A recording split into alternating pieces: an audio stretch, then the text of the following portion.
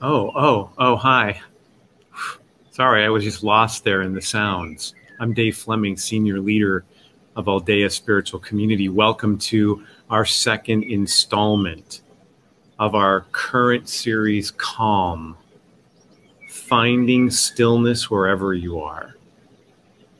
Do you know there's research that suggests that simply listening to the sounds of nature creates well-being, not only in our mind, but in our body? Just listening to the sounds of nature makes a difference in our wellness and the depth of what we can connect to as human beings. How amazing is that? Today, as we start into the exploration of our second topic that focuses on calm, we're going to be looking at nature and how nature is such a deep ally in our ability to experience calm. Now, I have to tell you something. I got a long way to go on this one. I didn't grow up in a home where nature was really revered. It just wasn't our thing. But you know what? It is a human thing. And I am a human being, and I want to get better at it. And the good news is today we have two conversationalists who are with us, who are perhaps icons of being able to express their deep love for and experience of nature, and how that pulls them into their own spirituality, their own well-being in life. Just listening. If you're with us for the first time, you just found Aldea Spiritual Community. We're a national online and on-ground community dedicated to exploring spirituality, wellness, well-being, philosophy, science, all of it under the banner of wisdom. We want to live lives of wisdom and meaning and purpose, hold love as our highest value, and express that in the world that makes a difference, that makes the world a better place. We're glad you've joined us today. If you're part of our community, it's so good to know that there are people around the country who are experiencing together and in their own small groups, not only this time, but then a conversation that will follow. After you're done watching this, you can download our reflective guide. You can use it as an on-ramp to either reflection in your own life or a discussion and a dialogue with a group of friends. Become an Aldea group and explore with us as we move through topics like this one, calm, finding stillness wherever you are. If you're a part of our community, we're so grateful for your generosity. You can support us at loveperiod.org. If you believe in the mission of Aldea, I encourage you to do that. You can make a donation there. But now we need to get to the topic of the day: finding calm in and through nature. Well, I'm joined for this week's conversation about calm and how to find calm in and through nature by two diehard nature lovers. Let me introduce you to them. Kathleen Roberts, give a wave, is a 2014 transplant from the California Bay Area, a graduate of Sonoma State University. She enjoyed a diverse career that culminated in Director of Operations for Youth Services for a California social services agency. She retired in 2013 and subsequently moved with her husband, Dan, to Tucson. In retirement, she became a Pima County Master Gardener. That's going to come in real handy today, and teaches weekly Zoom classes, teaches poetry through the Osher Lifelong Learning Institute, and hosts memoir writing classes. Kathleen and Dan's blended family include 2 daughters, 1 son, 2 granddaughters, as well as an elderly terrier who rules their lives. Kathleen has been a member of Aldea since 2016, and she serves on our board. Jennifer Black spent 20 years as a speech-language pathologist working in early intervention, home visiting in various states, including Hawaii and Alaska. Her training also includes infant and early childhood mental health, developmental trauma, and reflective practice facilitation. She currently works as an independent consultant with individuals and organizations around the country supporting child development and organizational effectiveness. She's also a partner at the Ingenuity Lab, a boutique consulting firm that focuses on leadership development, strategy, and optimal performance. Welcome to you both. Thank you. Good to see both of you. Thank you. And really, really good to have you in this conversation, because I know firsthand of your love for nature and your desire to spread that love to other people. So I guess I want to just ask you both a question to start with, and you can answer in any order you like. But I know both of you have a deep love for nature, appreciation, and wonder for nature, and I'm wondering how that started for you. Was this something that you collected earlier in your life, you know, that came as a result of your family, or something that was cultivated later? So Kathleen, how about you start? Very early for me. I was born and raised in the Washington, D.C. area, and my grandparents lived close to the Potomac River and the C&O Canal, you know, that's there. And as a child, my grandparents had a house with this backyard. And I remember as a very young child, more than anything, I remember the smells. I remember how everything smelled in the backyard. It was very rich, you know, it's very damp there. And they had a mimosa tree, and the scent of the mimosa blossoms was wonderful. And the sounds of the birds. And my grandmother, you know, she would sit and she would point out the different birds and what they were and what they were doing. And then my granddad and my dad and my sisters and I would always take walks by the canal. And as the adults were talking about whatever they were talking, my sister and I would be picking flowers or looking for flowers. And so it was I was fortunate enough to be immersed in just being in nature and loving it. And like I said, the smells, the sounds. And so that kind of set me up for always wanting to have that available. Yeah. How about you, Jennifer? Very similar. From forever, I think, in the womb, my parents have always been very outdoorsy, enjoying outdoor spaces.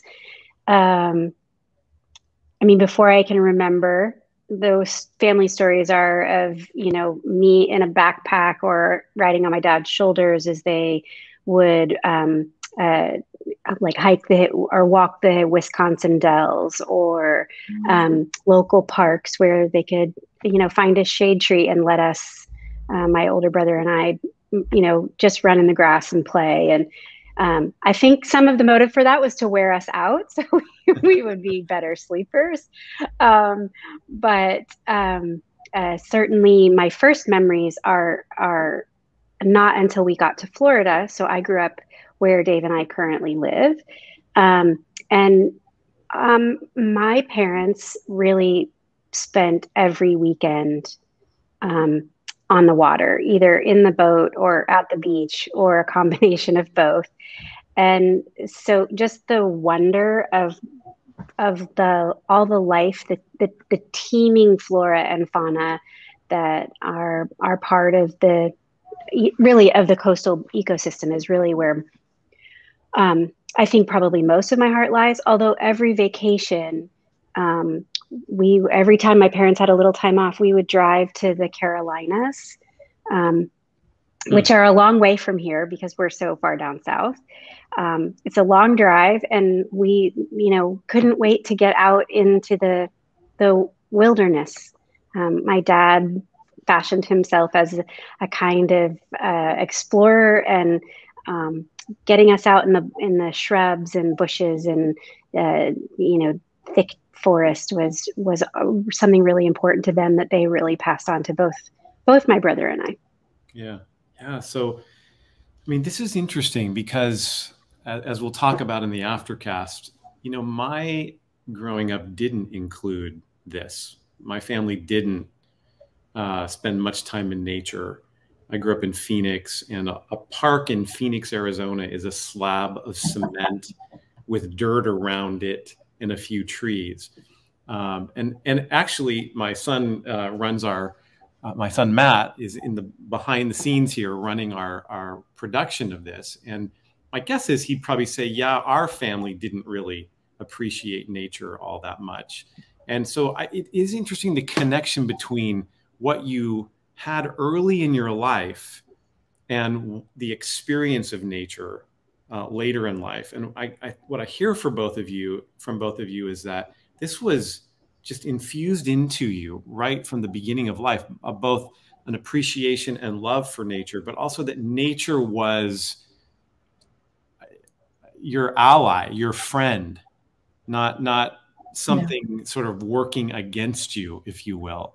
And I think that's beautiful and wonderful. And we'll talk later about how do you help people like me get more, enjoyment and the benefit and just the need to be in nature and to experience what Edward O. Wilson, biologist at Harvard, calls the biophilia, or the love for nature. And just a couple of quotes I want to put up. Matt, let's go to the first Edward O. Wilson quote. This is from his book called Biophilia. The natural world is the refuge of the spirit, remote, static, richer even than human imagination.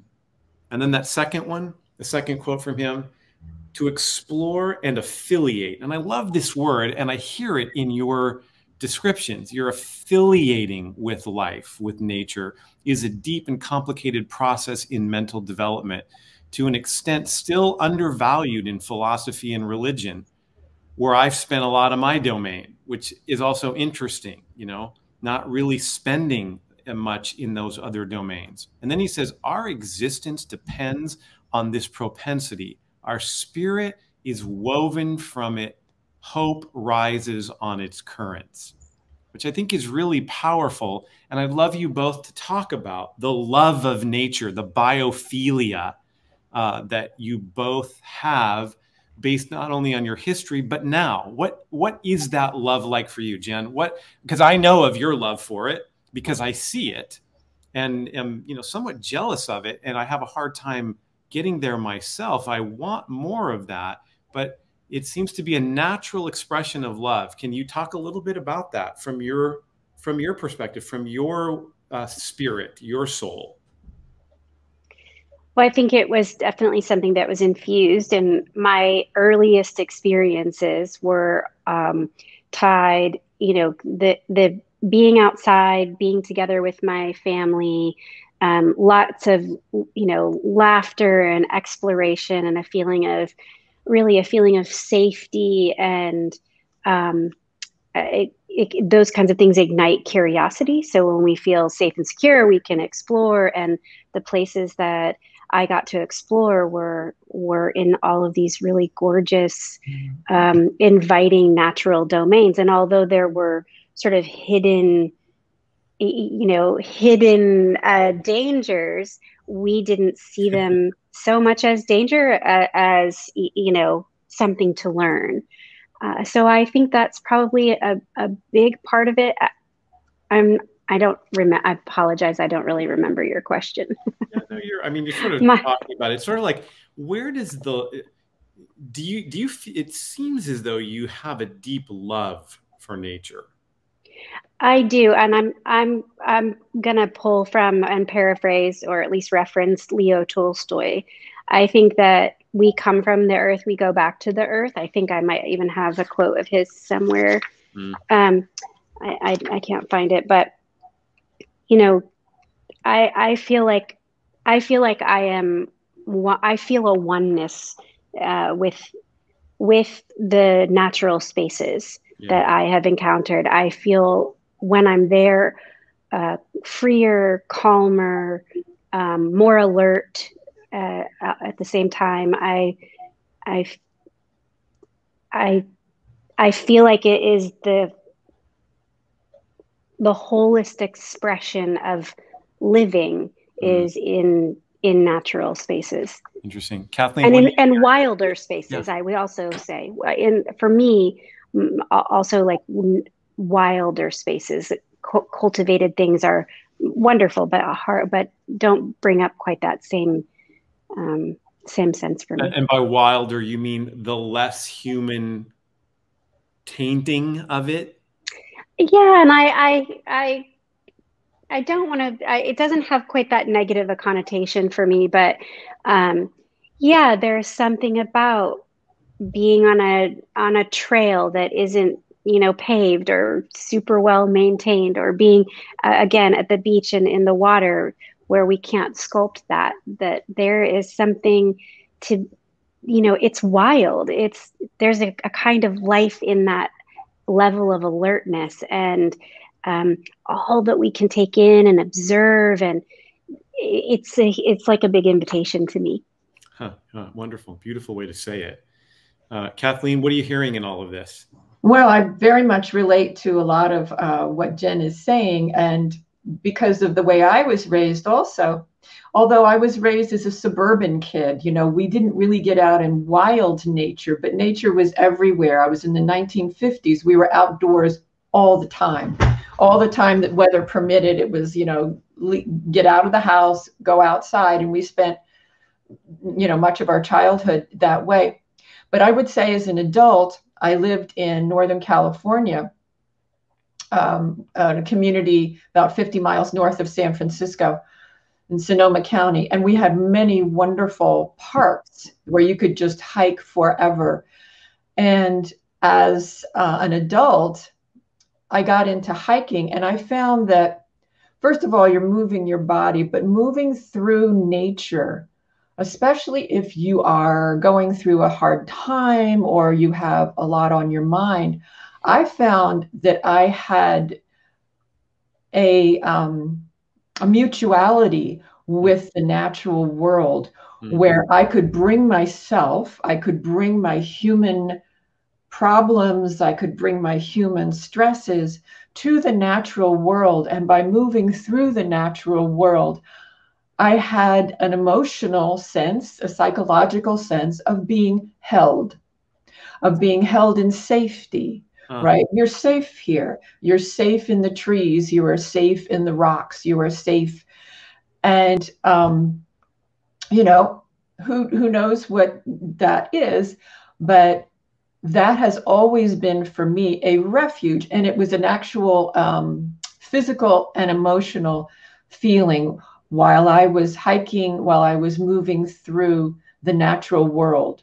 Yeah. The natural world is there, the rocks and the trees and the mountains and the sea. It's there. It's there kind of to welcome you. It's there to say, you can come in here and be welcomed and be safe. I mean, maybe this is a good moment to explore the Jane Goodall quote that you provided us, Kathleen. Let's go to that, Matt. I believe there's an intelligence, a spiritual power that I don't understand.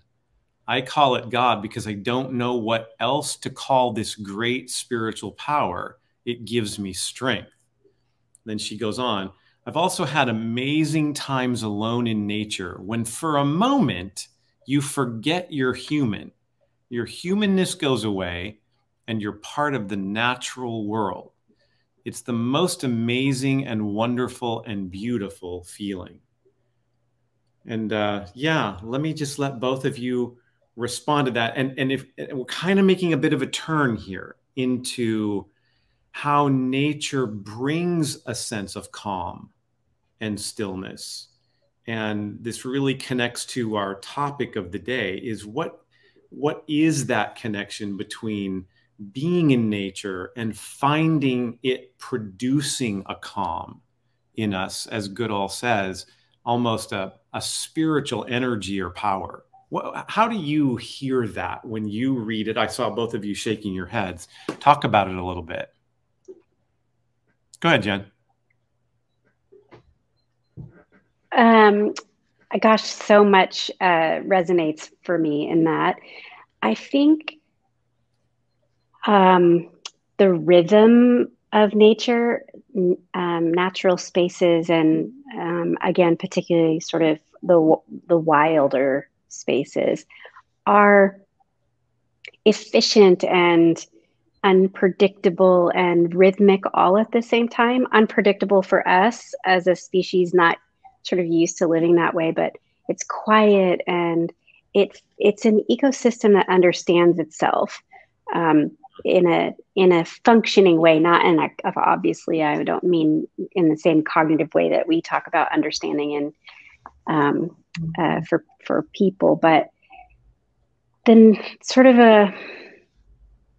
I think it's the quiet. I think it's the efficiency. I think it's the rhythms of nature. I think it's, you can, if you spend it just enough time, I can remember, gosh, in the first year that you and I were together, Dave, we walked out somewhere in maybe Sabino Canyon. We walked along the trail, and we find like a little bit of running water, and you have to walk across a log to get to the other side of the water. And how there is for humans, for us, there was some element of reluctance to traverse this path. But when we got to the other side, and there's this sense of satisfaction that I was able to participate in nature the way other creatures are able to participate or utilize the surroundings. And then we sat for quite a long time, because it's not quiet in like an absence of noise. There's a stillness that is a quieting of the mind, and setting a tone or a pace for breath, and ultimately heart rate.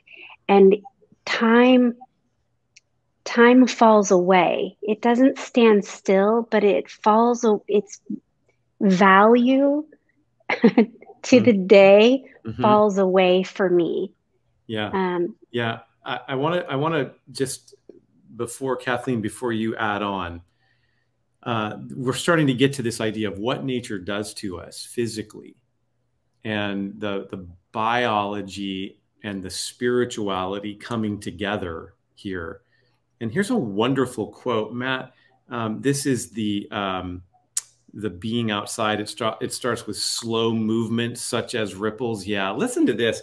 So this is some research that's been done, and here's a conclusion. Slow movement, such as the ripples of water or clouds moving across the sky, place effortless demands on our working memory, but enough to distract us from spiraling rumination, self-blame, and hopelessness.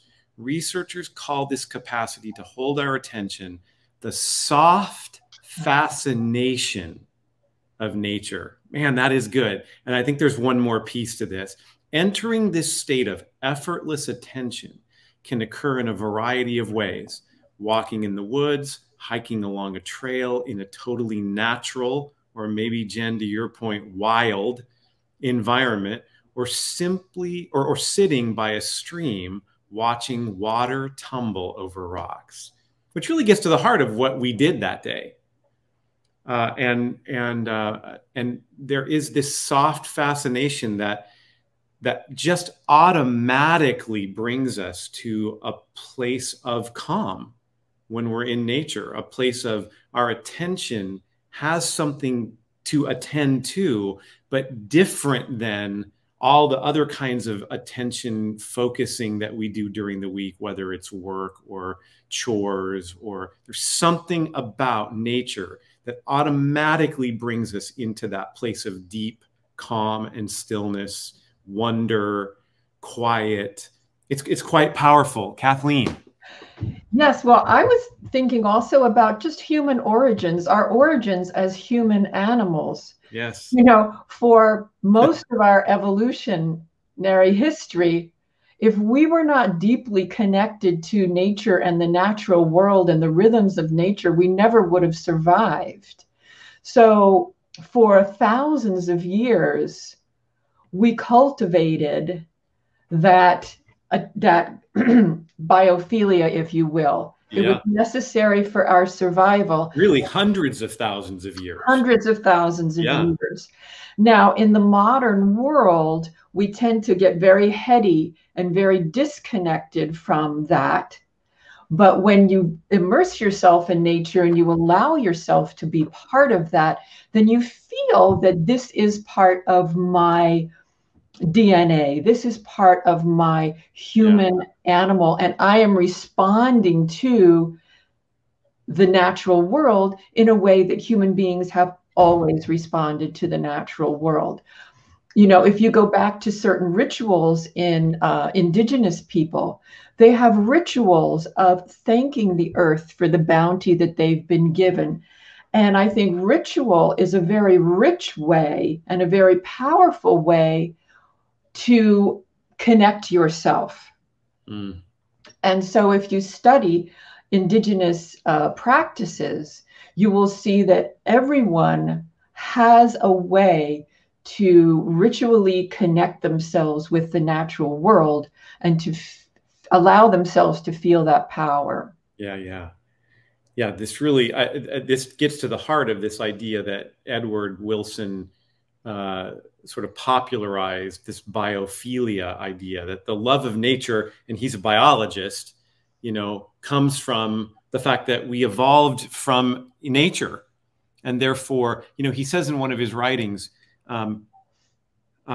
animals know exactly where to go when they're born in the environment that they're needing to be in, and they know exactly what to do when they get there. And he said there must be residue left over in us. That just exactly what you're saying. There must be residue left over that still reminds us that we have come from nature, you know, and we are a part of it. I know before we came on, Jen, you were mentioning a book you have on biophilia, and I want to make sure we highlight it for everyone listening. It may be something interesting for people to pick up. It's called The Biophilia Effect, a scientific and spiritual exploration of the healing bond between humans and nature by Clemens G. Arvey. And we'll put it in the reflective guide that you're downloading. There it is. And it looks like it's a little oversized book. Is it? Are there a lot of pictures? No. Okay. No, it's a regular, just a regular book. Now, have you read it, or did it just call to you? No, I've read. You pick it up? I've actually, it was a gift from a friend, and I have read passages in it, and I think it was a gift because this is, I think she sent it because she and I had a conversation, and she said this book seemed to represent our conversation about how each of us, you know, talked about how we feel about nature. Interesting. Yeah. And I think as we're moving through, you know, as science continues to evolve and discover more, it really does just move back. We looked at this actually in week 1, that our biology and our spirituality are really not separated. They're one. And here again, today, this theme coming out that what science is learning about the power of nature on us, the effect it has, is really not separated from the spirituality that we're talking about and the connection that we have to nature. Kathleen, so there's the power and all the things that happen to us that help us to create calm, stillness. People can talk about this in their groups. You know, where are places that immediately create that kind of still wonder for you? But there's another piece here I'd like to explore before we finish the main podcast, and that is there's the idea of being in nature and that bringing calm. But then there's the idea of working with nature. And this gets to your master gardening piece. And I'd like you to speak a bit. I'm sure Jen's interested in this as well. I think she wants to follow you around and become a master gardener. Good. Yeah, I think that's in our future. I'm curious, what has that taught you, not just about life, but about how working with nature also brings us to these states of calm and stillness? And yeah, talk about your relationship with nature, not just from being in it, but from working with it. Well, I can get a little far out there in my connection, my imaginary connection with nature. So when Please do. yeah, I can get pretty far out there. Okay. All right. So when we moved and we have a backyard that was just almost like not a bare slate, but it had a lot of. And so I decided I took the master gardening class really right when I first moved here. And then I took a landscape design class and I was just like on fire to do stuff. And so I decided where I wanted to put my pollinator garden. And a pollinator garden is really just having a lot of plants that are going to draw in bees and butterflies and birds and all of that. And so, you know, Tucson is not the easiest environment, but there are a lot of incredible native plants and also salvias. Anyway, I won't go there. Yeah. So I had a conversation with that spot in my yard, that this is what we're going to do and this is what we're going to create together. Yeah. And, you know, got the compost and dug in the compost and really did all of that. And so I cannot tell you, after 60 years, it's a very lush spot with tons of things growing in it. I just throw in the seeds and water it. And so one joy that I have is sitting out there. I don't even have to go into wild nature. I can sit in that little garden and have a conversation with the, if you will, the co-evolution, right?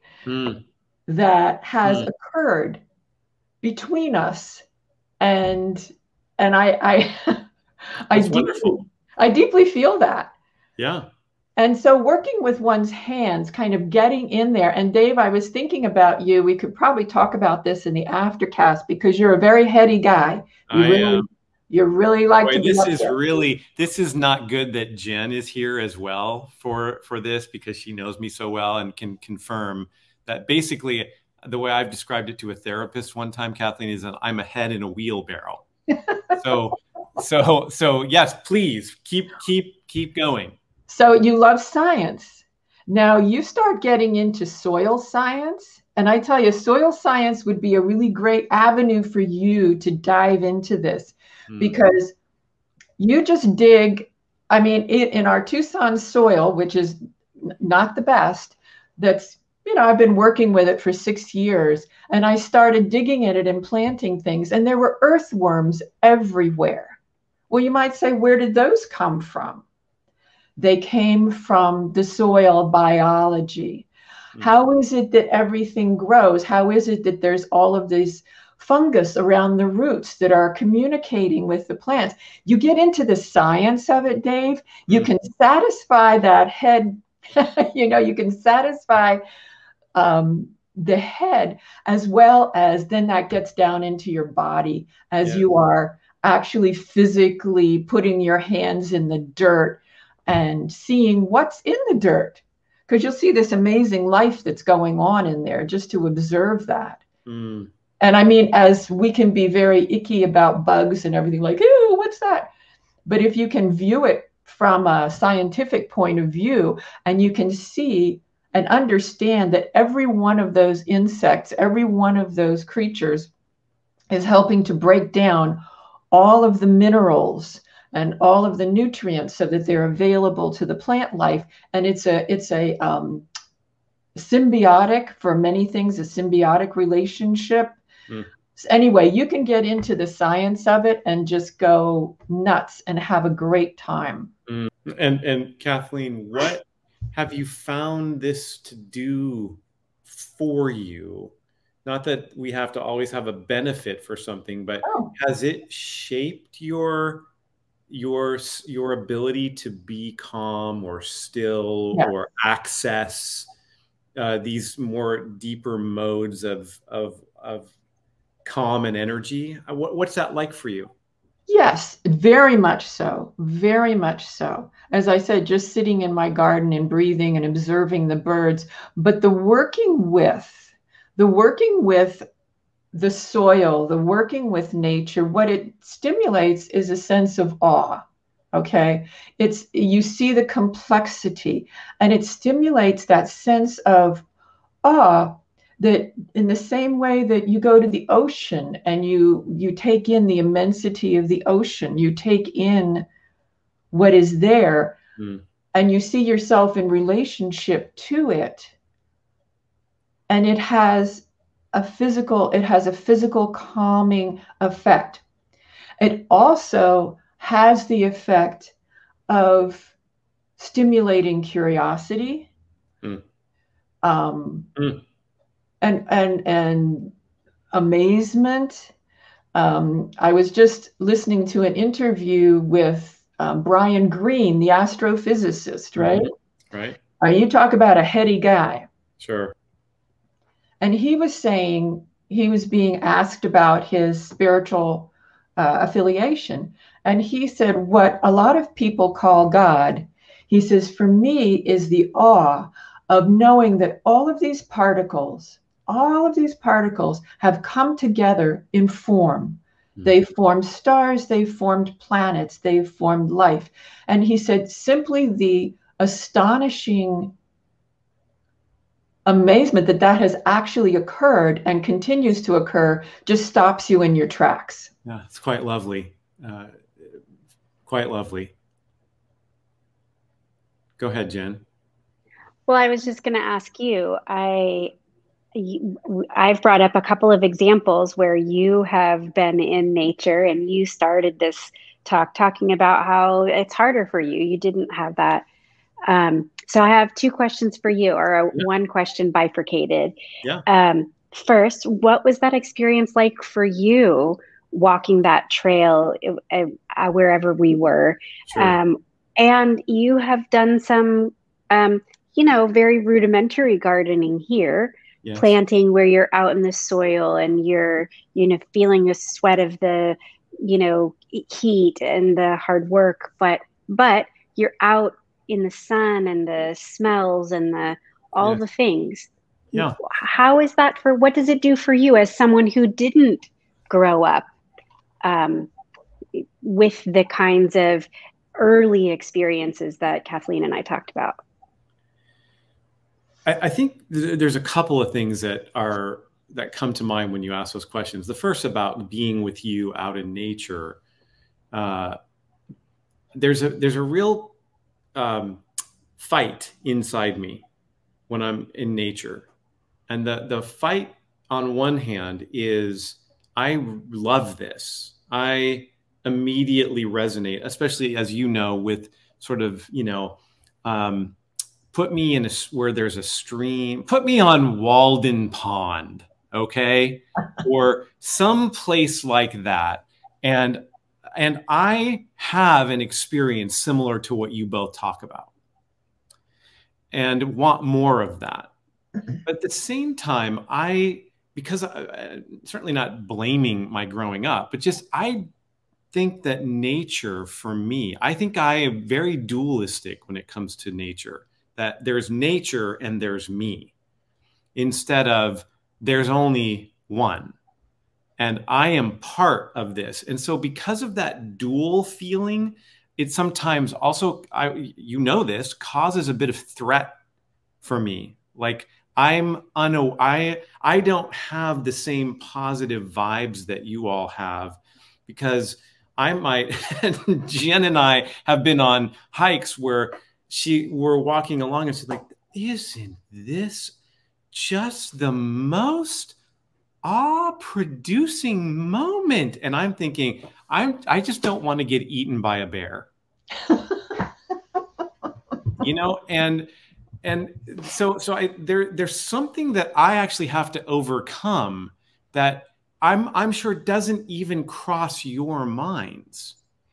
And so that's one thing I need help scaffolding, I think. And I will say, we've talked about this recently, that being with more people hiking actually, for some reason, creates this sense of safety for me than if I just tried to go by myself. So that's one thing. And then the other thing I want to say is I really don't like on the front end the idea. So I really do want to learn with Jen, Kathleen, when we move to Tucson. The thought of the beginning parts of working outside really actually are not fun for me. I don't have, the way you describe it is not the way I describe it. But on the backside, I feel some of what you talk about. After I've done it, I always feel like that produced something in me I can't get anywhere else. Mm-hmm.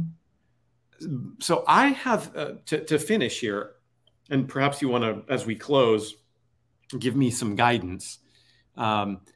I have something to overcome on the front side that you all don't have to overcome. You just naturally want to enter the environment.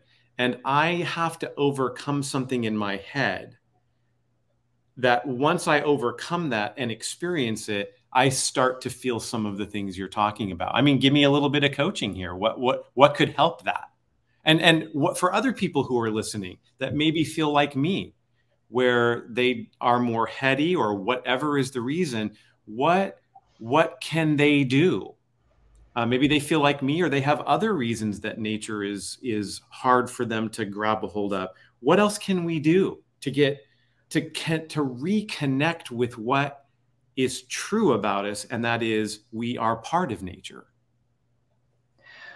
You don't have to feel like you have to take on a giant project, I think, to have that. You can start very small. Yeah. Start really small. And, don't go someplace where there's bears. I mean, you could say, sure. Stay away from bears. I would be very freaked out too. So start something that is small. What do you want to grow? What do you want to cultivate? And if you think of it as cultivating rather than grow, I'm just going to grow this, make it grow. Yes. Cultivating it, then you think of it in relationship. You're in relationship with the soil. You're in relationship with all the things that go on in nature to produce all this life. So start small. That would be my, and stay away from bears. Sure. Yeah. Yeah. How about you, Jen? For those who are listening that kind of fall into this, you were trying to help somebody appreciate what you naturally experience. What would you say? How can we get there? And then, speaking of nature, there's our cat. Yeah. So I would concur with Kathleen. It's about, as with any learning, small doses that are the connection or the association quickly is made with something that is pleasurable, because I believe we do have to feel a benefit.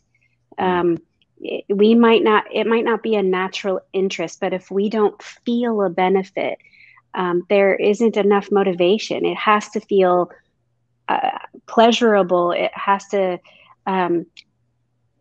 feel worth investing in. Yes. And so, small doses and, small pleasurable doses with enough frequency that then there can be sort of an extension of time. And then it becomes not an external motivator, but an internal motivation. Yes.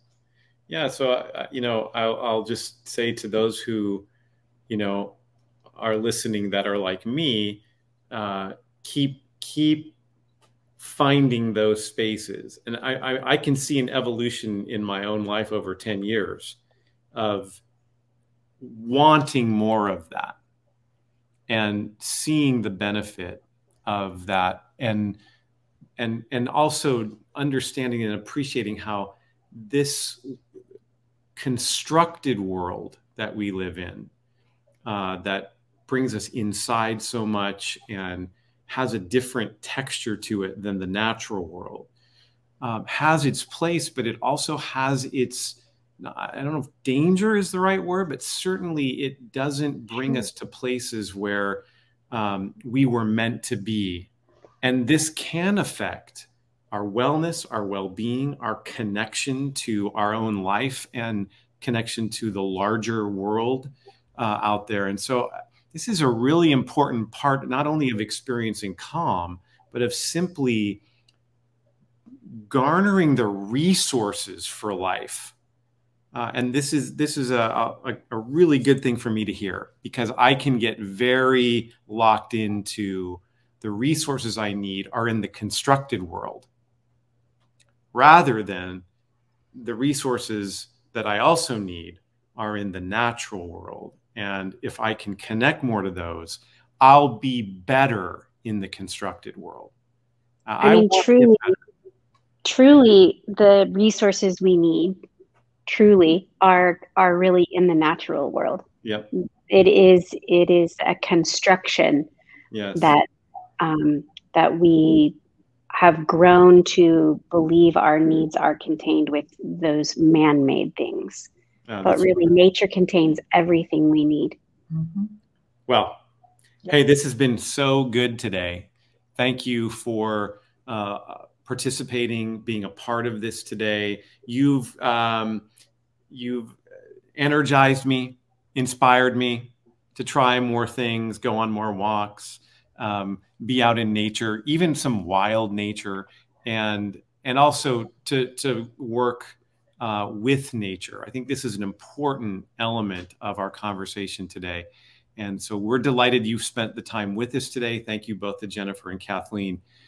Pull down the reflective guide and use it and see where this takes you. Bring this conversation into your group or with a group of friends. Maybe you are like me, but you have friends that are like Kathleen and Jennifer. Let them help you and support your movement into the appreciation and really the necessity of nature and what it brings us. So thank you to both of you. And what a fantastic conversation. And I'm looking forward to more. Thank you. And